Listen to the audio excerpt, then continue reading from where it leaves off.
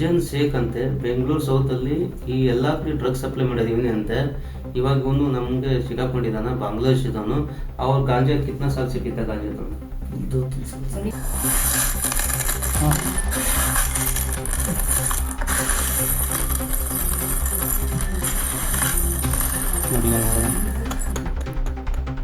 कितना में है? 600 400 500 जैसा कितना में है?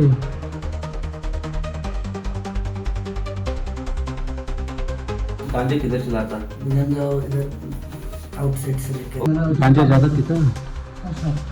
कौन देता गांजा आपको? पासपोर्ट से कौन देता आपको?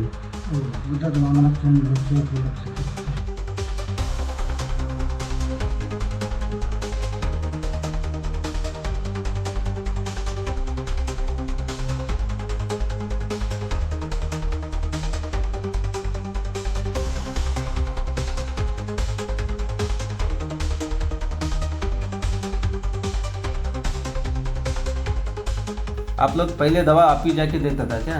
हाँ भाई। तो कौन सा टैबलेट वो? बाबा टैबलेट। किधर से लाता टैबलेट वो?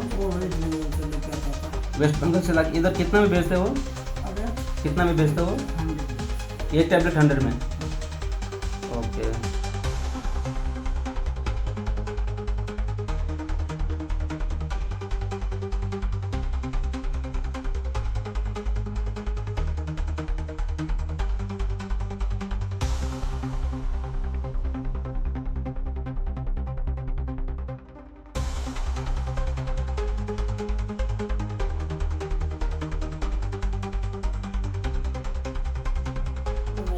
ಓ 25,000 ಹಾಕೊಂಡಿದ್ದಾನೆ. ಡ್ರಗ್ಸ್ ಸಪ್ಲೈಯರ್ ಅವನು. 18,000 ಹಾಕೊಂಡಿದ್ದಾನೆ ನಿಮ್ಮ ಕಡೆಯಿಂದ. 18 29,000 हाಕೊಂಡಿದ್ದಾನೆ. ऐसा क्यों? रुको मेरे पता है सब इतना ड्रग्स सप्लाई किया उसको. ड्रग्स का नहीं, ड्रग्स कुछ है, ओनली टंग डिस्कन का है. देखो एक टैबलेट है इधर. हाथ में मोबाइल मत खींचो. ಇಷ್ಟೊಂದು ಅಮೌಂಟ್ ಕಳಿಸಿದ್ದಾರೆ ಅಂತ.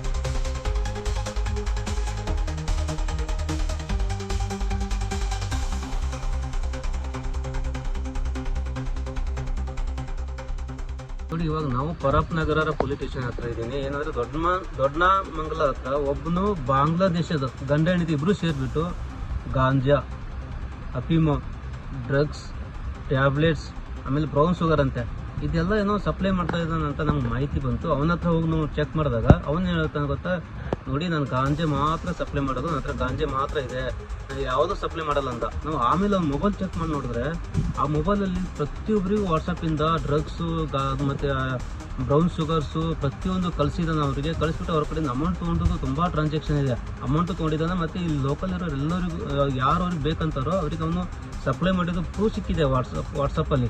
ನಾವು ಅದೆಲ್ಲ ವಿಡಿಯೋ ಮಾಡ್ಕೊಂಡಿದ್ದು ನಿಮ್ಗೆ ನಾವು ತೋರಿಸ್ತೇವೆ. ಇವಾಗ ನಾವು ಪರಪ್ನಗರ ಪೊಲೀಸ್ ಸ್ಟೇಷನಲ್ಲಿ ಕಂಪ್ಲೇಂಟ್ ಕೊಟ್ಟಿದ್ದೆ ಅವನ ವಿರುದ್ಧ. ಕಾನೂನು ಪ್ರಕಾರ ಅವನ ವಿರುದ್ಧ ಶಿಕ್ಷೆ ಆಗಲಿ, ಅವನು ತಪ್ಪಿಸ್ತಾ ಆದರೆ. ಬಾಂಗ್ಲಾದೇಶದವನು, ಬಾಂಗ್ಲಾದೇಶ ಇಬ್ಬರು ಗಂಡ ಹೆಂಡತಿ. ಎಲ್ಲರೂ ಹೇಳ್ತಿದ್ರಲ್ಲ ಬಾಂಗ್ಲಾದೇಶವ್ರು ಪಾಪ ಗರೀಬ ಮಾಡ್ಕೊಂಡು ತಿಲ್ಲಿ ಅಂತ. ಅವ್ರು ಮಾಡ್ಕೊಂಡು ತಿನ್ನೋ ಅಂತಾರಲ್ಲ. ಇದು ಎಲ್ಲ ಎಲ್ಲಿಂದ ತರ್ತೀನಿ ಅಂದರೆ ಬಾಂಗ್ಲಾದೇಶದಿಂದ ತರಿಸ್ತಾನಂತೆ ಅವನು. ಬಾಂಗ್ಲಾದೇಶದಿಂದ ತರಿಸ್ಬಿಟ್ಟು ಇಲ್ಲಿ ಸಪ್ಲೈ ಮಾಡ್ತಾನಂತೆ. ಕೇಳಿದೆ ಟ್ಯಾಬ್ಲೆಟ್ ಎಷ್ಟಕ್ಕೆ ಅಂತಂದರೆ ಬಾಂಗ್ಲಾದೇಶದಲ್ಲಿ ಅವನಿಗೆ 20 ರೂಪಾಯಿ ಸಿಗುತ್ತಂತೆ, ಇಲ್ಲಿ 100 ರೂಪಾಯಿಗೆ ಒಂದು ಟ್ಯಾಬ್ಲೆಟ್ ಮಾಡ್ತಾನಂತೆ. ನೋಡಿ ನಮ್ಮ ದೇಶಕ್ಕೆ ಯಾವ ಥರ ಇವರು, ನಮ್ಮ ದೇಶ ಯಾವ ಥರ ಹಾಳು ಮಾಡ್ತಾಯಿದ್ದಾರೆ, ನಮ್ಮ ದೇಶಕ್ಕೆ ಇವರಿಂದ ಎಷ್ಟು ತೊಂದರೆ ಆಗ್ತಾಯಿದೆ. ಯಾರು ನಮ್ಮ ದೇಶದಲ್ಲಿರೋಂಥ ಮಕ್ಕಳು ಪಾಪ ಡ್ರಗ್ಸ್ಗೆ ಅಡಿಕ್ಟ್ ಆಗಿಬಿಟ್ಟು ಅವ್ರ ಜೀವನ ಹಾಳು ಮಾಡ್ಕೊತಾ ಇದ್ದಾರೆ. ಅದಕ್ಕೆ ಪ್ರತಿಯೊಬ್ಬರು ಈ ಬಾಂಗ್ಲಾದವ್ರನ್ನ ಅಥವಾ ಈ ಇಲ್ಲಿಗಲ್ ಇಮಿಗ್ರೆಂಟ್ಸ್ ಬಾಂಗ್ಲಾದವ್ರನ್ನ ನಾವು ಬಿಡಬಾರ್ದು, ಓಡಿಸ್ಬೇಕು.